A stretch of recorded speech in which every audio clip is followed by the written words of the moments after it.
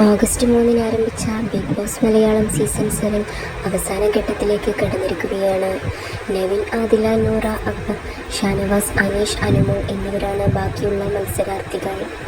ഈ 7 പേരും അവസാന നോമിനേഷനിലാണ്.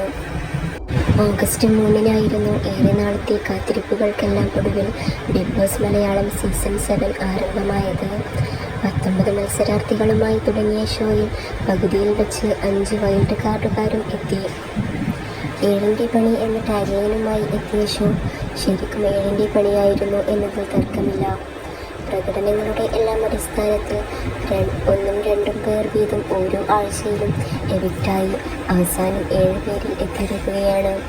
ഇവരിൽ ആരാകും ടൈറ്റിൽ വിന്നറാകുക എന്നറിയാനുള്ള കാത്തിരിപ്പിലാണ് ഏവരും.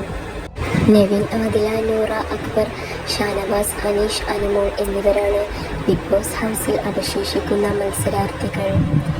ഇവരെല്ലാവരും ഈ ആഴ്ച നോമിനേഷനിലുണ്ടെന്ന് കഴിഞ്ഞ ദിവസം ബിഗ് ബോസ് അറിയിച്ചു. 7ൻ്റെ പണിയുടെ 7ാം സീസണിലെ അവസാന 7 പേർ, ഫൈനൽ 7. അഭിനന്ദനങ്ങൾ. അങ്ങനെ ഫിനാലെ ആരംഭിക്കുകയാണ്.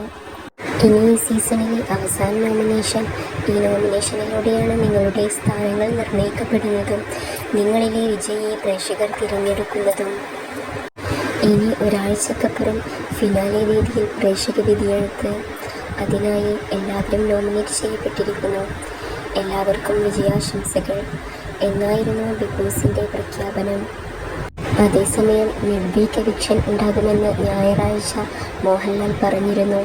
ഫിനാലെയിൽ താൻ വരുമ്പോൾ എത്ര പേർ ആരൊക്കെയുണ്ടാകുമെന്ന് അറിയില്ലെന്ന് പറഞ്ഞ മോഹൻലാൽ എല്ലാവർക്കും വിജയാശംസകൾ നേരുകയും ചെയ്തിരുന്നു.